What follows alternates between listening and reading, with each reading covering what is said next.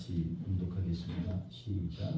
이 일은 이스라엘 자손이 자기를 애굽 땅에서 인도하여 내사 애굽의 왕 바로의 손에서 벗어나게 하신 그 하나님 여호와께 죄를 범하고 또 다른 신들을 경외하며 여호와께서 이스라엘 자손 앞에서 쫓아내신 이방 사람의 기회와 이스라엘 여러 왕이 세운 계획을 행하였습니다. 이스라엘 자손이 정차로 우리를 행하여 그 하나님 여호와를 기억하여 모든 성읍의 망대로부터 견고한 산에 이르도록 산당을 세우고 모든 산 위에 모든 푸른 나무 아래에 목상과 아세라상을 세우고 또 여호와께서 그들 앞에서 놓치신 이방 사람같이 모든 산당에서 분양하여 또 악을 행하여 여호와를 경배하게 하였으며 또 우상을 섬겼으니 이는 여호와께서 그들에게 하지 말라고 말씀하시니라.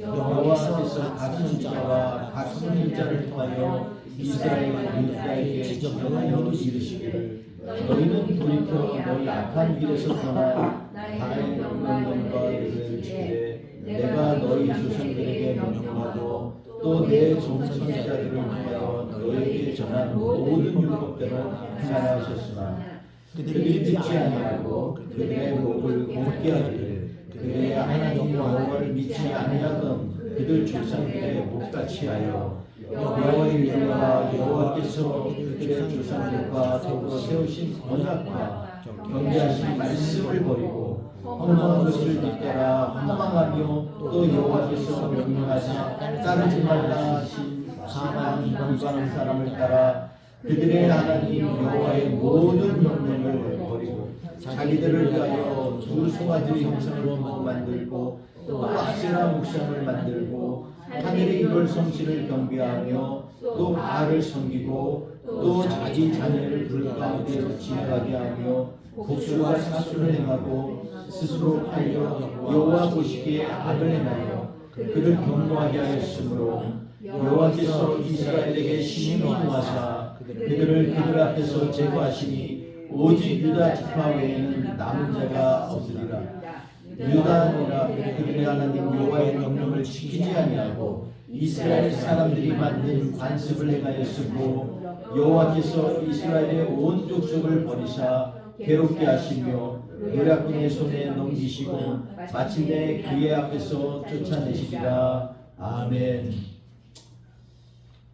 오늘 말씀 왕의 귀환이라는 제목으로 같이 하나님의 말씀을 함께 나누고자 합니다. 사실 오늘 본문 말씀만 보면 왕의 귀환이라고 할 만한 내용이 아닙니다. 너무 어둡고 침울한 내용들을 오늘 본문에 우리는 읽었습니다. 이 유다의 12번째 왕이 바로 우리 지난주에 나눴던 아하스 왕입니다. 그런데 이 아하스 왕의 그 완악하고 악한 일들을 보면서 성경은 과연 우리에게 오늘 어떤 메시지를 주고 계시는가에 대해서 같이 한번 점검해 보면서 우리는 정말 소망을 붙들고 우리의 영원한 왕 되신 우리 하나님과 그의 아들 예수 그리스도를 맞이하는 그러한 심령으로 변화되는 놀라운 축복의 시간이 되기를 원합니다. 아멘.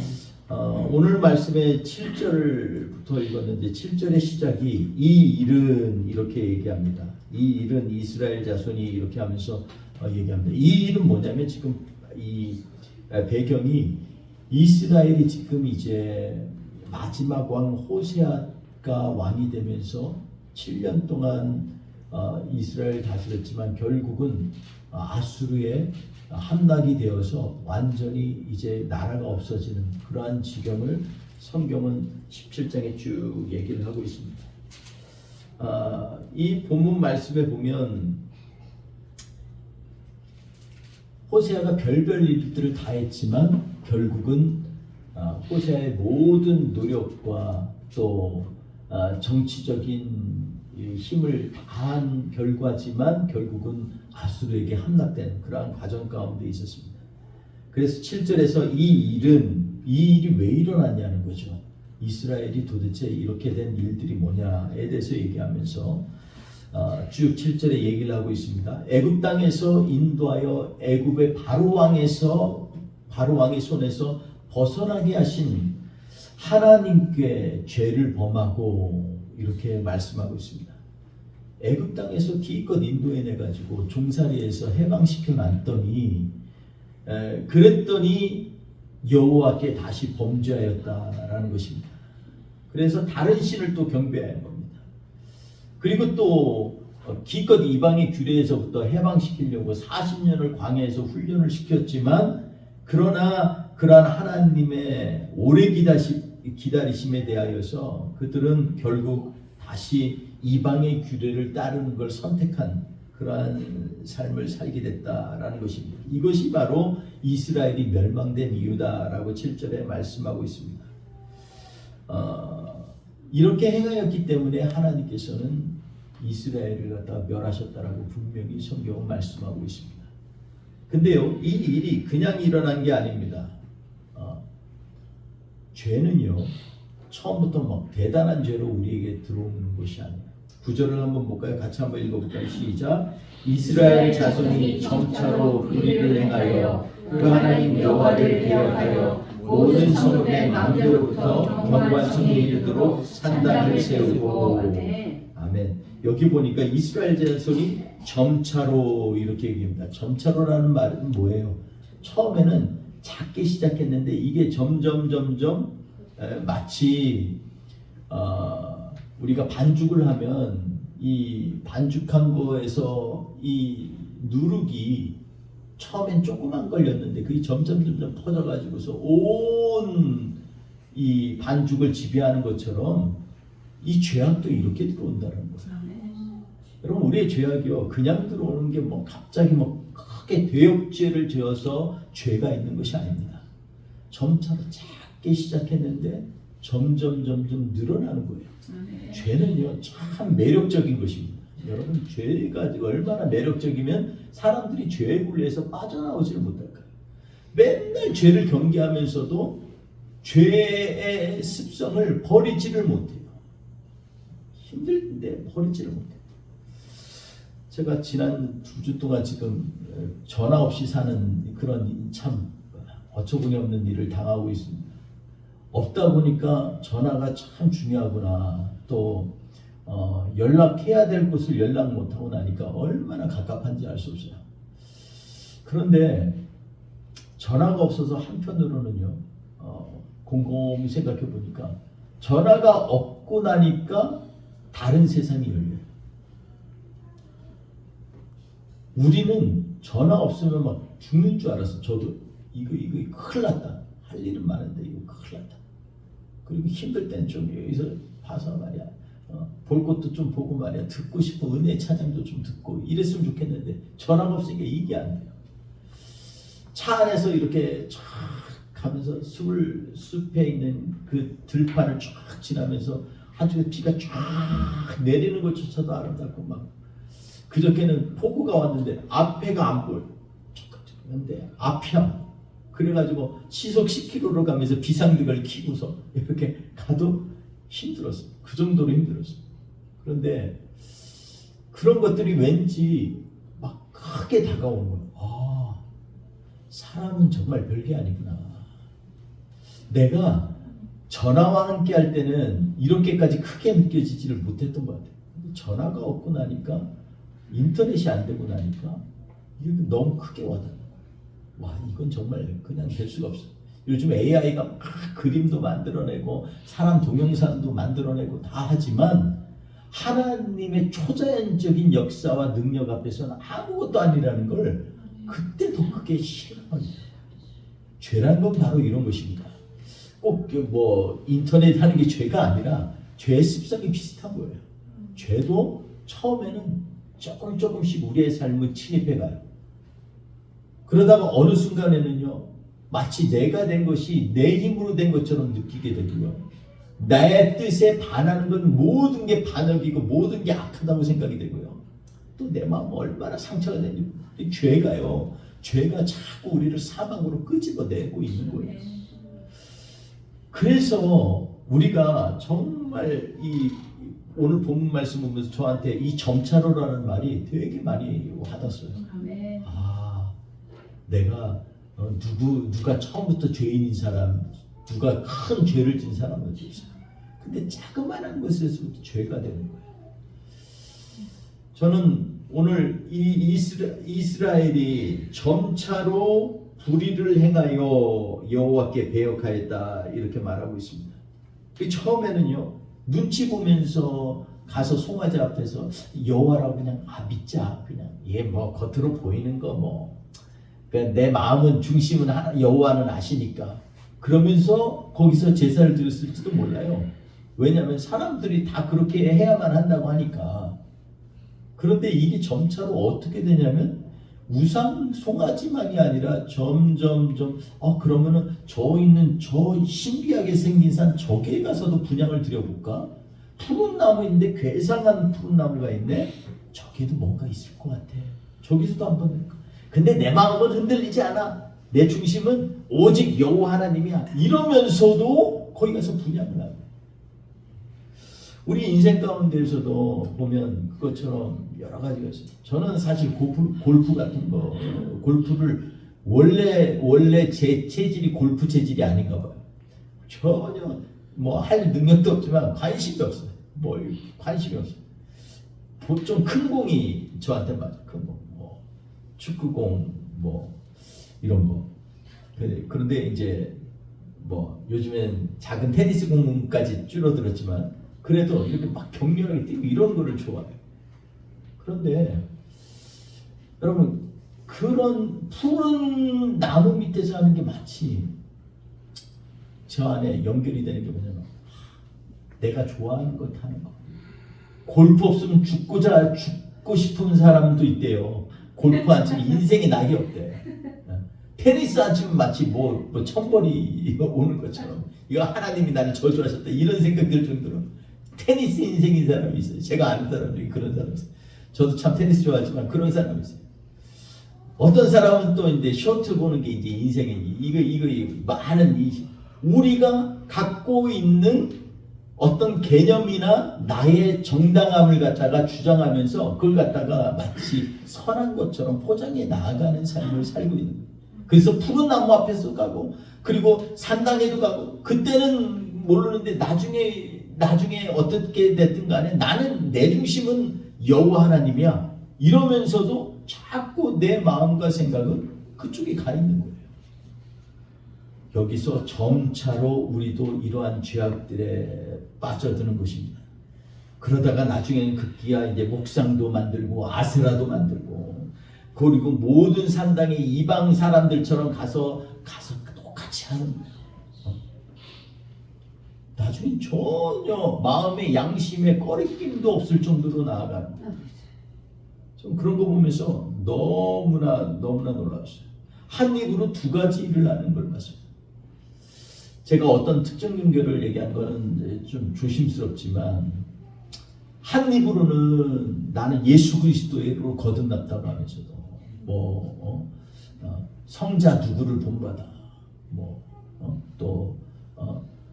우리 성녀인 마리아에게 기도를 하고 이런 것들은요 우리가 사실은 주의해야 되는 거예요. 근데 지금은요 너무 떳떳하게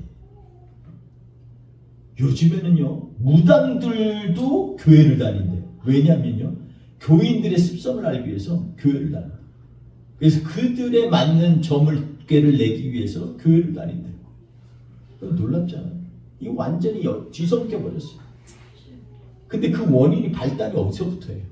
예수 믿는 사람이 자꾸 눈이 산당으로 가고 푸른 나무로 가니까 무당한테 한번 가는 거야. 그냥 재미로 하는 거야. 그냥 뭐 조언 받는 거야. 저 사람 좀 지혜가 있대. 그냥 지혜지 신앙이 아니야. 라는 이름으로 자꾸 모든 것들을 갖다가 정당화시켜 나가는 그러한 삶을 살다가 점차로 결국 악에 빠져서 하나님으로부터 돌이킬 수 없는 일들에 걸려들었다라고 성경은 얘기하고 있습니다. 아멘. 그래서 13절에 뭐라고 얘기했냐면 너희는 13절 한번 볼까요? 같이 한번 읽어보겠습니다. 시작. 여호와께서 각각 선지자와 각 선견자를 통하여 이스라엘과 유다에게 지정하여 이르시기를 너희는 돌이켜 악한 길을 떠나 나의 명령과 율례를 지키되 내가 너의 조상들의 명령하고 내 종 선지자들을 통하여 너에게 전한 모든 율법대로 행하라 하셨으나. 여러분 역사적으로 계속해서 선지자도 보내시고 선견자도 계속 끊임없이 보내죠. 근데 메시지는 똑같아요. 하나님으로부터 돌아서지 말라는 거예요. 하나님만 붙들고 살라는 거예요. 왜냐하면 하나님이 우리의 힘이시고 우리의 능력이 되어주시겠다고 약속했는데 너 왜 그걸 안 하냐는 거예요. 여러분 아하스가 그런 왕이었어요. 너무 악한 이유는 뭐냐면 그 부모 그 할아버지의 기대를 본받아서 여호와께서 붙드시다라는 이름이 아하스예요. 근데 지금 이 사람이 붙들고 있는 건 뭐냐? 전혀 신앙과 전혀 거리가 먼 일들을 하는 거예요. 이상한 건요. 다른 왕들은 유다의 왕들은요. 저 나중에 타락할지 모르지만 처음에는 하나님 앞에서 하나님의 말씀을 두려워하면서 시작을 했어요. 근데 아하스는 역대하 28장에 보면 처음부터 아예 까놓고 우상 섬기는 걸 시작했어요. 그래서 우상 숭배를 너무 심하게 한 왕이다 이렇게 아하스를 얘기하고 있습니다. 14절에 보니까 이렇게 너희 13절에 지금 우리가 읽은 게 너희는 악한 길에서 떠나 그랬어요. 악한 길에서 떠나라는 거예요. 니네 가는 길이 바르지 않다라는 것입니다. 근데도 그렇게 선지자 선견자를 통해서 줄곧 일관적으로 하나님께서 경고하셨지만 악한 길에서 떠나질 않는 이게 그래서 무서운 거예요. 그 수요 예배 때 우리 은혜 받고 있잖아요. 이 목사님. 오라 나는 공고한 사람이다. 누가 이 사망의 몸에서 나를 건져내랴. 그러면 내 마음으로는 생명의 법을 근데 내 육신이 죄의 법 안에 들어가서 내가 자꾸 끌려간다. 바울도 그러잖아요. 우리는 안 그럴까요? 우리도 똑같은 거예요. 정말 주일날 와서 하나님 앞에 예배 드릴 때는 마치 하나님이 살아계신 것처럼 믿고 의지하는데 밖에만 나가면 이게 망각의 영이 들었는지 자꾸 잊어먹고 자꾸 하루에 도대체 하나님에 대한 생각을 과연 1분이나 2분이나 할지 모르겠어요. 어떨 때는 식사 기도할 때도 하나님 앞에 하지 않고 습관적으로 할 때가 있어요. 바쁘다는 핑계로 우리는 너무나 많은 것들을 잃어버리고 있는 거예요. 그러니까 성경에서 악한 길로 떠나라는 거예요. 그러면 하나님이 귀환하시는 것들을 볼 수 있다는 거예요. 여러분 요즘 우리 성도들 중에 생명의 삶 묵상하면서 에스겔서 지금 묵상하고 있는 분들이 있는데 에스겔서에서 그 얘기를 하잖아요. 자꾸 에스겔을 환상해서 하나님의 영이 멀어지는 거예요. 자꾸 성전에서 떠나서 이스라엘 언덕을 넘어서 언덕을 넘어 떠나서 정말 바다로 떠나는 거예요. 에스겔의 소망은 뭐냐면 다시 돌아오신 하나님을 기대하는 거예요. 돌아와 달라는 거예요. 우리는 이 일에 대해서 우리는 악한 길에서 떠나서 좀 돌아올 필요가 있는 거예요. 근데요 이 일에 대해서 14절에 뭐라고 얘기하고 있냐면 시작. 그들이 듣지 아니하고 그들의 목을 곱게 하기를 그들의 하나님 여호와를 믿지 아니하던 그들 조상들의 목같이 하여. 여러분 사람은요 듣지 않으면요 목이 고다지게 돼 있어요. 여러분 듣지 않는다는 게 이게 징조예요. 처음 듣지 않는 사람은요 교만한 사람이에요. 그 사람이 지위가 높고 인격이 좋고 뭐 이런 걸 다 떠나서 다른 사람에게 청종하지 않는 것은 이건 이미 그 안에 교만이 슬금슬금 들어오는 거예요. 그러다가 나중에는요 하나님 말씀조차도 안 들어. 목이 꼿꼿해져요. 여러분 이런 사람은요 예를 들 필요도 없어요. 주변에 널려 있어요. 그러니 지금 이스라엘이 파멸된 이 상황에서 우리는 목이 곧은 백성으로 서 있느냐. 주님은 지금 이 얘기를 하는 거예요. 왜 듣지 않니? 라고 얘기하는 거예요. 여호와 하나님을 믿지 아니하는 것. 그것은 듣지 않는 것을 증거하는 거예요. 하나님을 믿지 않기 때문에 안 듣는 거예요. 역으로 얘기하면 하나님 말씀하고 거리를 두고 사는 사람은요 그 사람은 하나님을 믿지 않는 거예요. 말씀이 나한테 주신 말씀으로 와닿아야지. 하나님이 지금 나에게 하시는 말씀으로 와닿아야지. 그 말씀이 자꾸 내 가시가 되고 저 양반 나한테 기분 나쁜가 이러면요 이거 곤란해지는 거예요. 여러분 목이 곧지 않도록 늘 하나님 앞에서 목 운동 많이 하시기 바랍니다. 참된 목 운동 기도하는 거예요. 기도할 때 얼마나 진짜 간절한 기도냐 목이 그냥 콱 쳐박는 거예요. 그래서 엘리야가 하늘의 비유라고 할 때 그가 기도하는 모습에 성경이 나오잖아요. 왜 무릎에다가 목을 꽉 쳐요. 제가 한번 하는데 목이 무릎 사이로 안 들어가. 이게 되겠냐고. 근데 정말 애절하면요 들어간대. 정말 애절. 내 디스크 하는 짜리몽땅한 저 목사님 기도 많이 하시는 목사님 얘기 들었는데 그분이 그러시더라고요. 자기는요 디스크 때문에 허리를 묶어. 근데 간절해지니까 어느 순간에 자기 무릎 안에 자기 머리가 처박혀 있다는 거예요. 여러분 간절하면요 정말 목에 힘이 빠지게 돼 있어요. 무조건 하나님 내가 듣겠습니다. 무조건 내가 들을게. 이러는 거지. 내 마음대로 하고 듣기는 듣는데 내 마음대로 한다. 이거는 겸손한 사람이 하는 일이야. 15절에 보니까 하나님의 언약을 세우시고 경계하신 말씀을 버리고 이렇게 얘기합니다. 15절에 보니까 말씀을 버린 거예요. 나중에 이렇게 되는 거예요. 말씀을 버려 이제는. 큐티에 은혜가 안 담기는군요. 말씀이 버려진 상태이기 때문에 은혜가 안 되는 거예요. 내 삶하고 관계없는 큐티가 무슨 큐티예요? 하나님이 주신 말씀은요. 나의 삶을 관철하고 돌아보라는 겁니다. 근데 말씀이 있는데 말씀 들을 때마다 번쩍번쩍 아이디어가 많이 나요. 요거 가지고 그냥 가서 한 대 쳐야지 이 말씀 가지고 이런 사람은요 이거는 하나님 말씀 가지고서 이거는 말씀이 이게 복이 아니라 저주가 되는 겁니다.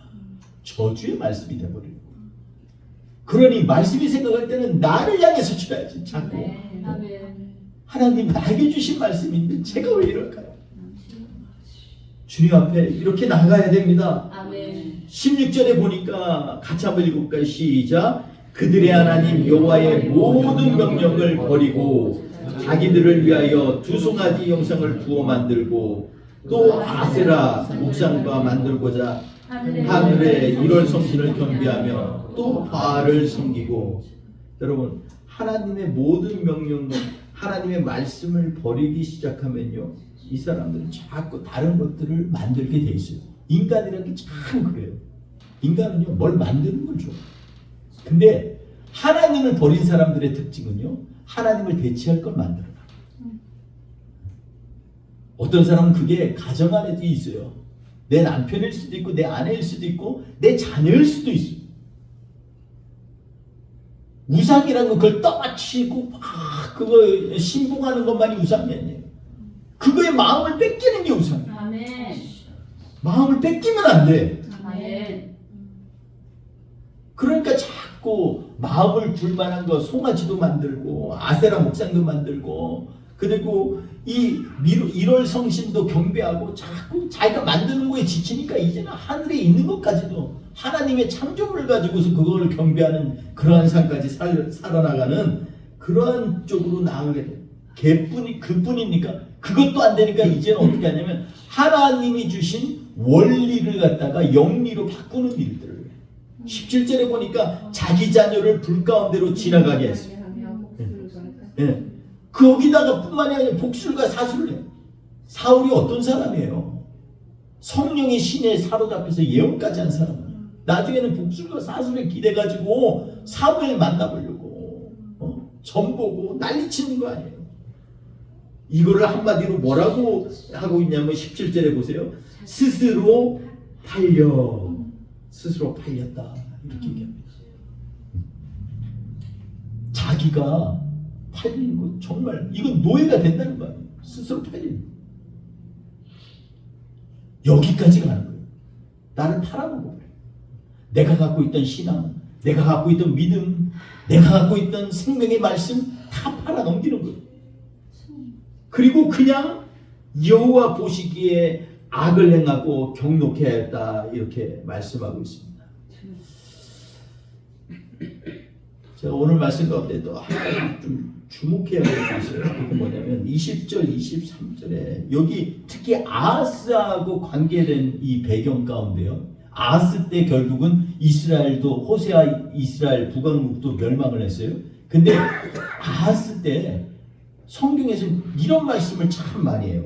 20절 볼까요? 20절 거기 제가 읽을게 다 읽을 필요가 없어서 맨 밑에 보면 이 온 족속을 버리사 여호와를 괴롭게 하시며 노략군의 손에 넘기시고 그 다음에 마침내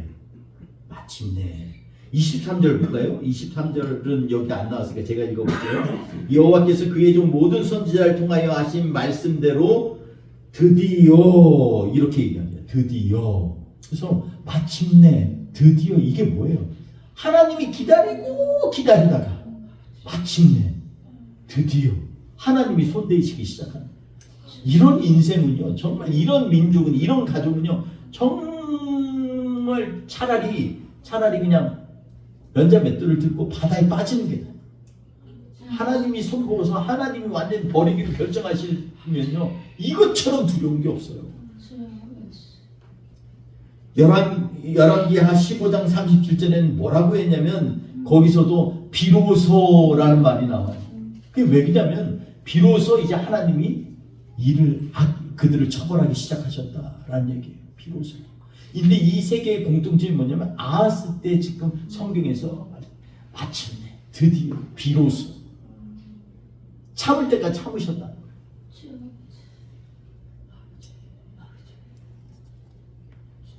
무지하게 오래 참으시는 하나님이십니다. 여러분 우리 하나님은요 그냥 우리가 죄의 형벌 가운데 있는 것을 즐거워하는 하나님이 아니에요. 그냥 계속해서 선지자를 통하여 선견자를 통하여 말씀을 통하여 묵상을 통하여 그리고 설교 시간을 통하여서 자꾸 격려를 하는데 그 시간에 우리가 깨닫지 못하면 나중에 마침내 드디어 도리어 이렇게 얘기가 나오는 거예요. 그럼 우리 한 가지만 좀 시간이 지났지만 한 가지만 더 보겠습니다. 아하스가 이런 생각 안 해보세요? 왜 아하스는 처음부터 우상숭배에 빠졌을까? 왜 아하스는요? 왜 다른 아버지 할아버지 왕 때 잘 나갔는데 왜 아하스는 이렇게 우상숭배에 빠졌을까?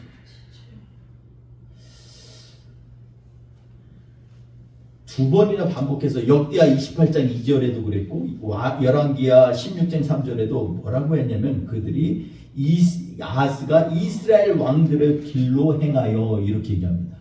유다 왕이면 유다 왕의 아버지의 길로 행하여 이래야 되잖아요. 다윗의 길로 행하여 이게 나와야 되잖아요. 근데 아하스는요 두 번 반복해서 역대하도 그렇고 열왕기하도 그렇고 두 번이나 뭐라 하냐면 이스라엘 왕들의 길로 행하여 이렇게 얘기합니다. 성경에는 안 나왔지만 우리가 쉽게 유추할 수 있겠죠. 왜 이스라엘 왕들의 길로 행했어요? 아버지 할아버지의 길이 별로 마음에 안 들어. 탐탁지가 않아. 우시야는요 맨날 아버지 통해서 얘기를 들었을 거예요. 야 너희 할아버지는 정말 뭔 일만 하면 하나님이 형통하게 하셨단다. 정말 하나님이 도우셨어. 기이한 도우심이 있었어. 이게 우시야 왕이잖아요. 정말 도우셨어. 근데 마지막에 보니까 할아버지가 나병이 들었네. 죽을 때까지 같이 있지도 못해. 사람들은 뒤에서 술술 왕이 하나님 저주를 받은 것 같아. 그러니까 저렇게 나병이 걸리지. 어? 멀쩡한 사람은 왜 그래? 저 아버지 할아버지도 나병 환자 없었잖아. 멀쩡했잖아. 왜 그래? 하나님이 징벌하신 거야. 하나님 앞에 징벌받은 인생으로 우시야는 사는 걸로 보일 수밖에 없어요. 요담은요 하나님 앞에 정직하고 올바른 일에서 점점 강선해졌어요. 그런데 아하스가 보니까 믿음 따로 생활 따로야. 맨날 하나님의 앞에 가는 길에 담을 치고 그렇잖아요. 우리가 지난번 말씀 나눈 거지. 성전엔 들어가지도 않고 마음의 문 닫아버려. 마음에 담을 치고 탐친 사람. 자기가 볼 때는 아니 하나님이 살아계시다 그러면 설령 할아버지가 저랬어도 나가야 되잖아요. 근데 그러지 못해. 여러분 이게 지금 3,000년 전의 일일까요? 제가 아는 교회 목사를 포함해서 중직자들의 자녀들을 보면요, 엇나간 사람 정말 많이 있습니다. 엇박자 쓴 사람 많아요. 아버지가 싫어서 꼴 보기 싫어서, 아버지 때문에 상처받아서 난 하나님 안 믿어, 이런 사람이 정말 많아요. 그냥 많은 게 아니라 무지 많아요. 여러분, 아하스는요, 진짜 믿음이 있다면, 하나님이 있다면 이렇게 살까, 이런 궁금증 없었겠어요? 갈급한 거예요. 꼭 처음에는 강대해지는데 나중에 꼭 처맞거나 뺏기거나 이런 일들이 있으니까, 병 걸리거나 남들한테 왕인데도 존경받기보다는 저주의 대상이 되거나. 아마도 아하스는요 그랬던 거예요. 나는 이런 인생 안 살 거야. 아버지 요담도요, 사실 그 당시에는 많이 아주 짧은 인생 산 건 아니지만 25세 왕이 돼서 41살에 왕을 끝냈으니까 16년 했잖아요. 젊은 요아스가 20세에 왕이 됐는데, 아하스가 20세에 왕이 됐는데, 내가 아하스를 쓰면 그럴 거야. 아니, 하나님을 저렇게 정직하고 올바르게 행한 아버지를 갖다가 좀 다윗 우리 선조 할아버지처럼 최소한 60은 넘게 살게 하셔야지. 이게 뭐야? 나 아버지하고 같이 산 인생도 없는데 이럴 거 아니에요. 그러니까 아하스는요, 하나님 앞에 부리지 않아야 할 꼬장과 부리지 않아야 될 원망으로 가득 찬 인물이에요. 그러니까 아예 처음부터 하나님 섬기는 거 포기한 거예요. 무상 만들고, 그리고 다른데 어디 좋은 신 있어? 찾아봐. 리서치하고 이러는 거예요. 그 결과로 역대하에 보면요, 정말 기가 막힌 일들이 많이 일어나요. 아하스에게 하나님께서 징벌의 책찍을 주세요. 그래서 드디어 거기에도 또 그런 말이 나와. 또 도리어 드디어 이런 말이 나와. 그러면서 뭐라고 하냐면, 아하스가요 처음에 연합군이 아람 군대와 북이스라엘 연합군이 쳐들어왔을 때 이거를 처음에는 막아서 버텨냈어요. 왜냐하면 할아버지 아버지 때 강성한 군대가 있었잖아요. 근데 그 다음에 쭈르르 아수르에게 달려가서 자기 있는 성전 그 내용을 다 주면서 제발 우리 나 좀 도와달라. 그러면서 뭐라면 당신은 나의 주입니다. 이렇게, 그리고 내가 당신 아들입니다. 이러고 이 편지를 썼어요. 근데 이 사람이 남유다를 사랑해서 구해준 게 아니고 당연히 그 시간에 빌미가 필요했어. 이 시리아 지금 아람 군대를 죽여야 되는데 빌미가 필요해서 가서 한 거지. 그래서 다메섹을 갖다 하고 수많은 사람들을 죽이고, 그리고 그곳에다 자기의 신전을 만들고 막 이랬잖아. 또 그거에 대해서 또 아하스는 어떻게든 좀 잘 보이려고 그걸 갖다가 그려 제단도 그리고 뭐 해가지고, 그리고 자기 나라에 보내서 나 도착하기 전에 이거 만들어놔. 우상 제단 만들어놔. 이런 왕이 아하스예요. 어쩌면 그 시대의 상황이 아수르가 엄청난 강국이 되고, 뒤에 밑에서는 애굽이 막 그냥 계속해서 엿보죠. 저쪽 멀리에서 소식이 들려요. 바벨론이라고 하는 나라가 점점 막 세지고 있어요. 그러니 얼마나 불안하겠어요. 게다가 남유다 조그만한데, 자기네는 한 집한데 10집 하나 되는 그 북이스라엘 몇 배나 강대한테 자꾸 쳐들어오려고 그러고 막 이러는 거예요. 힘든 거지. 엘라도 또 뺏겼어. 우시아가 처음에 점령했던 엘라 항구도 또 뺏겨버렸어. 이제는 아람 군대가요, 이 남에 있는 엘라까지 했어. 그 다음에 쳐들어왔는데 그 다음에는 하나님이 안 봐주셨어요. 그래서 아람 군대가 좀 와서 싸웠는데 성경에 뭐라고 하냐, 하루에 12만 명을 죽여버렸어, 군사를. 근데 그뿐만 아니라 북이스라엘에 또 쳐들어왔는데 남자들 죽은 숫자는 아예 밝히지도 않고, 죽었으니까 그 아내와 자녀들을 몇 명량 20만 명을 데리고 사마리아로 돌아가는 장면이에요. 그러니까 사마리아에 있는 선지자가, 이 하나님 믿는 선지자, 너 그러면 안 돼. 니네가 힘이 세서 이긴 게 아니야. 하나님 앞에 잘못해서 하나님이 지금 훈련시키고 고난을 주시는 건데, 그렇다고 해서 니네가 이러면 임박한 진노가 너희에게도 임해. 이 말 때문에 에브라임 지파가 회개하면서 그 포로들은 다시 돌려보낸 사건이 일어났어요. 그런데 그 다음에도 정신 못 차리고 어떻게 했냐? 그 다음에는 저 아람 군대가 왜 저리 세지? 쟤네 신들을 좀 섬겨보자. 그리고 아하스는 또 쟤네 신들을, 아람의 신들을 데리고 갖고 와서 또 경배를. 그러니까 그 다음에는요, 하다못해 나라로 치지도 않던 에돔이 쳐들어왔는데 에돔한테 성들을 다 뺏겨버려요. 옆에서 맨날 컨트롤했던 블레셋이 또 쳐들어와가지고 다 지네 성들 빼앗어. 완전히 유다가 쪼그라들어 버렸어요. 아하스 때. 여러분, 이런데도 하나님을 점점 잊어버려요. 그걸 성경은 뭐라고 하냐면 망령되이 행하여 이렇게 얘기합니다. 망령됐다는 건 뭐예요? 잊어버렸다는 거예요. 하나님을 아예 잊어버린 인생을 살아요. 얼마나 나약한 인생을 살지 몰라요. 역대하 28장에 보면은요, 이 아람에게 깨지고 이스라엘에게 뺏기고 에돔 블레셋에게 박살난 유다를 보게 됩니다. 19절에 역대하 28장 19절에 망령되이, 이는 망령되이 행하여 라고 얘기를 합니다.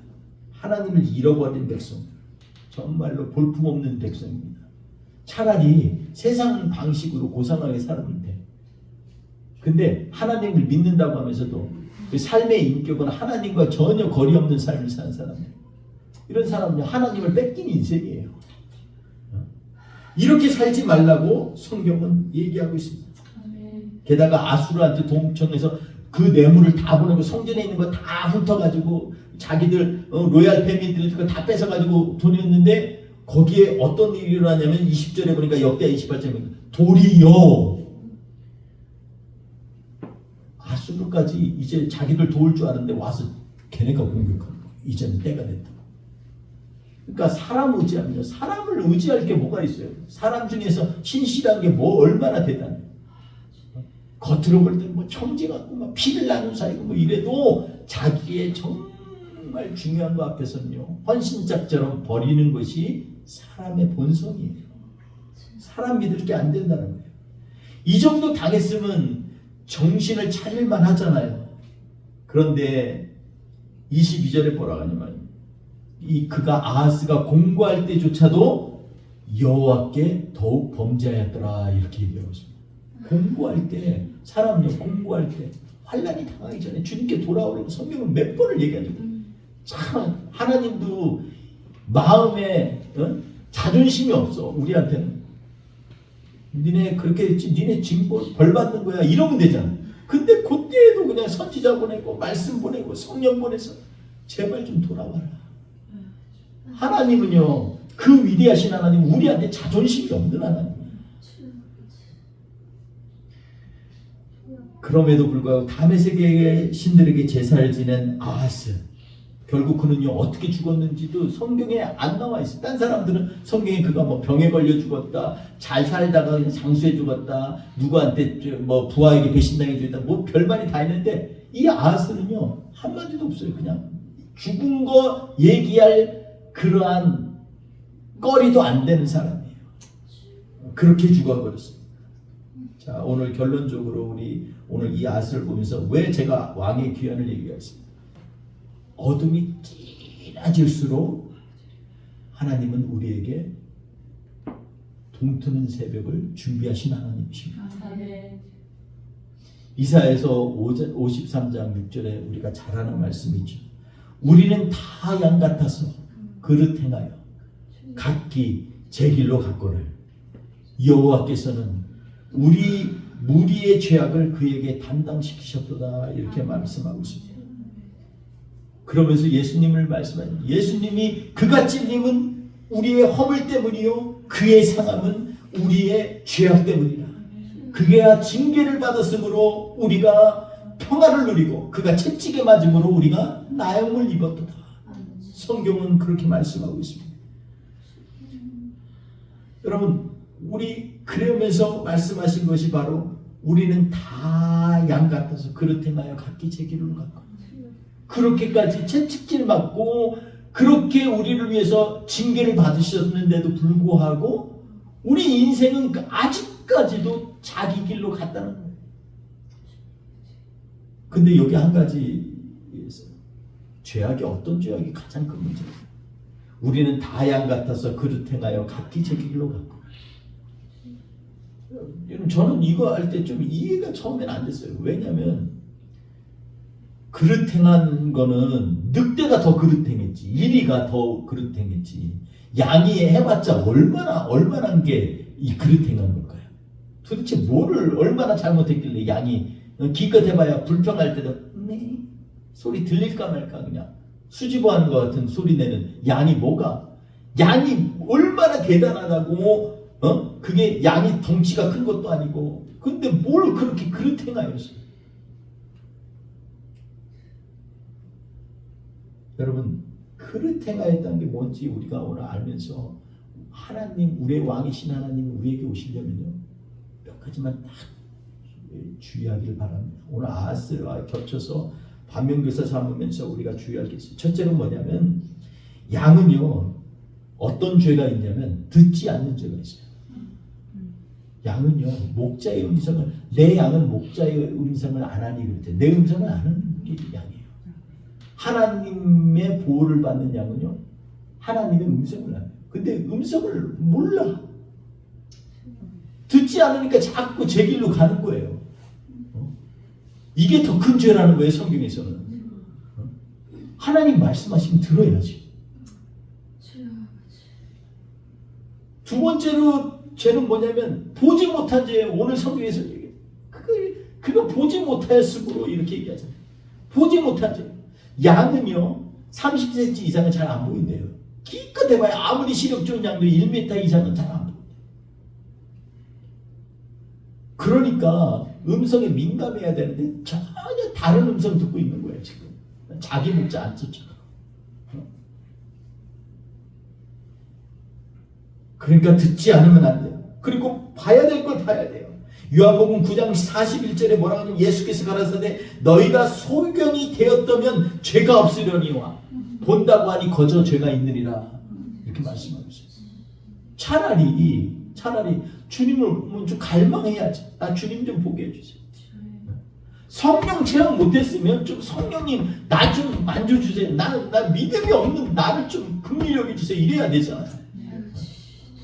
근데 자기가 무슨 마치 경험을 엄청 한 거냐. 성령과 매일 동행하느냐. 인격은 거지 발소리 같은데.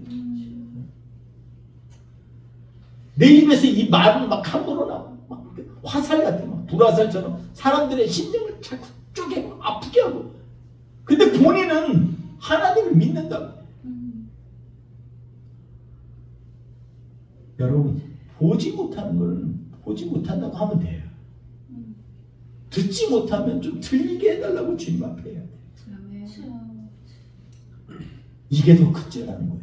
성경에서 지금.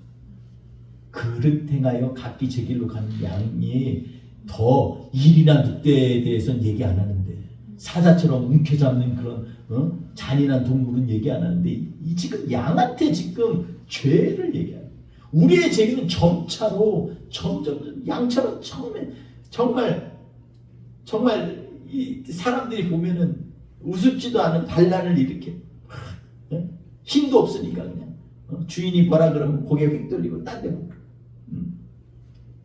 반란 아주 작은 반란이죠. 근데 하나님은 앞에서는 이게 큰 죄라는 거예요. 하나님이 여전히 우리에게 말씀하시고 내가 너를 기다릴게. 좀 돌아와. 그런데 돌아오지 않는 이게 가장 큰 죄라는 거예요.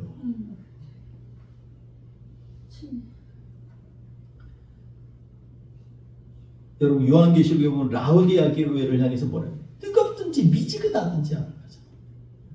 그러면서 제발 그러지 말고 금을 사서 흰 옷을 사서 좀 부끄러움을 면하고 니네 부끄러움을 알지 못하는 너희들을 안약을 사서 좀 발라봐. 얘기하잖아요. 신앙의 가장 원천적인 것들이 뭐냐면요. 우리 안에서 우리가 보지 못하는 것, 듣지 못하는 것, 깨닫지 못하는 것에 문제가 있는 거예요. 사실 여기에 함정이 있는 거예요. 아하스가 처음부터 왕이었을 때 진짜 참된 왕이신 하나님 앞에 주의 전에 나가서 주님 앞에 예배를 드리고, 하나님 저 정말 아무것도 못해요, 저는 아이라 이러면서 솔로몬처럼 고백을 하든지, 다윗처럼 주님만이 나의 산성이에요, 내가 어디 피할 곳이 없어요, 이런 아예 그냥 붙들든지, 하나님은 이런 마음을 좋아하신다는 거예요. 좀 제발 돌아오라고 성경은 말씀하고 있습니다. 사랑하는 성도 여러분, 우리는 정말로 왕의 귀환이 필요합니다. 우리 참된 왕이신 우리 예수 그리스도의 은혜와 그 사랑이 우리에게 필요합니다. 제발 하나님께서 오늘 우리에게 말씀하시면 다시 한번 우리의 연약한 무릎을 꿇고 우리의 귀를 주님께 드리고 우리의 시선을 주님을 향하여서 주님을 바라보면서 우리를 위해서 오실 그 왕을 예비하는 한 주가 되시기를 주의 이름으로 축원드리겠습니다. 기도합니다. 우리 같이 기도하겠습니다. 같이 기도할 때, 주님, 우리의 눈이 주님이 통치하시는 나라에 살기를 원합니다.